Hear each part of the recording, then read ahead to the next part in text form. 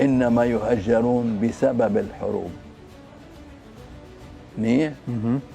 بيصير حرب يهاجر المهاجرون، ولكن يجب أن يعرفوا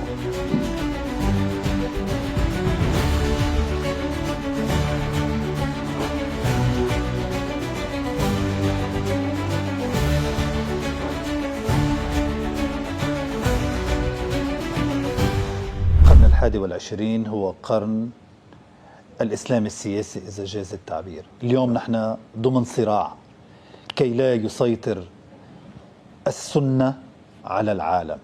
طيب إذا ما نقسم هيك، يعني ما يجري في سوريا هو ضمن هذا الصراع، ما يجري في العراق، ما يجري في اليمن، أو شو؟ ما يجري في سوريا. سوريا هي هو في أساس، هو أساس، هو الرؤية، هو المركز، هو نقطة الانطلاق التي يجب أن يبدأ بها لعدة أسباب. أول شيء لأنها هي الأقرب والأخطر بالنسبة لإسرائيل. الأكثرية العربية السنية في سوريا تشكل خطرا مباشرا على مين؟ على إسرائيل، وتشكل خطرا مباشرا على النظام العلوي داخل سوريا، وتقطع الطريق على الهلال الشيعي الذي يجب أن يأتي من إيران ليصل إلى المتوسط. إن 14 مليون عربي سني في سوريا من أصل 18 مليون ونص هم سكان سوريا، يعني 75%، يشكلون إذا شئت تهديدا مباشرا للأقليات التي هي أكثر ما تكون في هذه المنطقة. يعني منطقة الشرق الأوسط هي أكبر خزان للأقليات في العالم، فيها 59 أقلية، منها 26 أقلية دينية، و17 أقلية إثنية، و16 أقلية لغوية. هذه الأقليات بعدنا عم نحكي انه بنحكي الطرح انه الاسلام السني الذي يصبح يتكاثر في العالم ويهدد، اول من يهدد الاقليات. ومن هون اول السهام جاءت عمين على سوريا لضرب الاسلام السني في سوريا وتهجيره من سوريا الى الخارج، وتهجيره من اماكنه في الداخل الى اماكن اخرى. يعني عندك الآن 6 ملايين هجروا إلى الخارج، وعندك في حدود 5 إلى 6 ملايين هجروا في الداخل. كيف؟ لذلك هيدا تهجير ديموغرافي. نعم، ترحيل ديموغرافي. ترحيل ديموغرافي.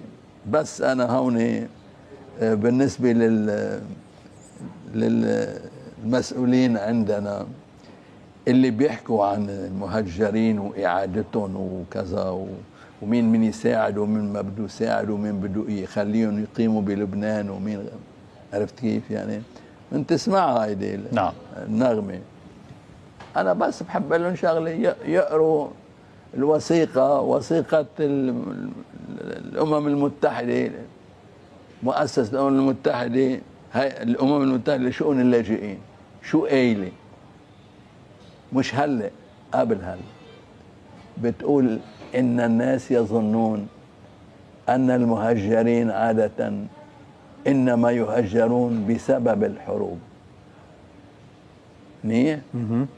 بيصير حرب يهاجر المهاجرون، ولكن يجب أن يعرفوا أنه في كثير من الحالات هناك مهجرون يهجرون يكونون مهجرين هم غاية الحرب، مش نتيجة لها، ليسوا نتيجة للحرب، بل سبب لها.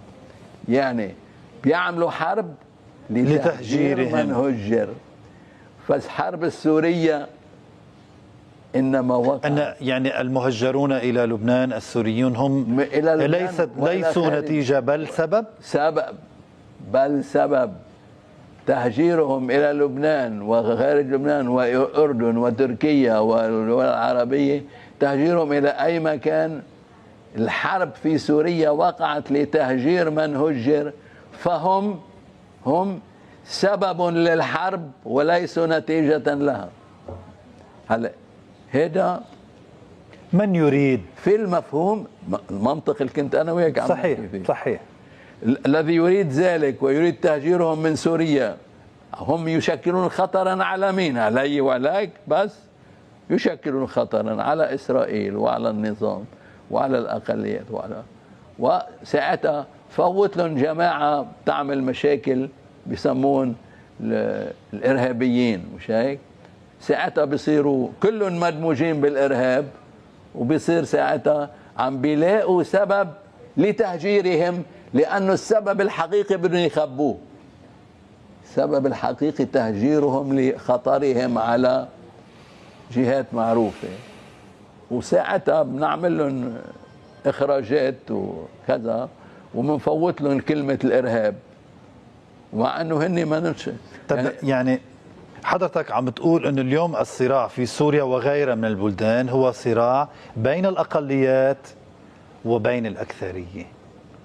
كل الأقليات فايتين ضمن جبهة واحدة في مواجهة هذه الأكثرية. خليني أقول لك شغله، معظم الأقليات لأنها بتحس بحالها أنها بمجرد تكون الأقلية كبرت وتشكل خطر. بس في أقليات رايحة فرع عملة. في في سؤال طيب نحن كمسيحيين وين دورنا؟ شو رأيك؟ شو دورنا بهذا الصراع؟ نحن أقلية بنعمل مثل ما من يعملوا. كيف عم بتشوف من يعملوا أو شو اسمه جماعات عنا من يعملوا تجمع مسيحيي المشرق؟ منيح، تجمع مسيحيي المشرق. نعم.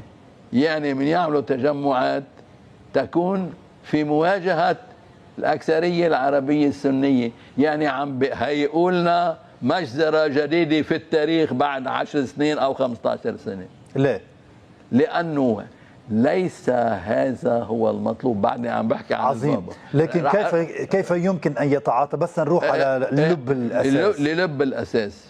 لب الأساس طرحته من خلال رسالة البابا، رسالة الأخوة. وبالتالي نحن كمسيحيين كنا أذكياء من أول النهضة وعملنا اللازم نعمله وتفاهمنا مع المسلمين، ونحن ساهمنا في اللغة العربية وساهمنا في الحضارة العربية وساهمنا في إصدار المجلات العربية والصحف العربية. عمو بيير جميل أنطون جميل هو اللي أنشأ الأهرام.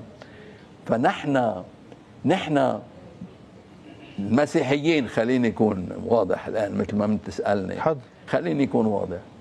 نحن المسيحيين مش دورنا نجي نعمل جهة تناكف في السنة، هذا محاولة لاغتيالنا في المستقبل.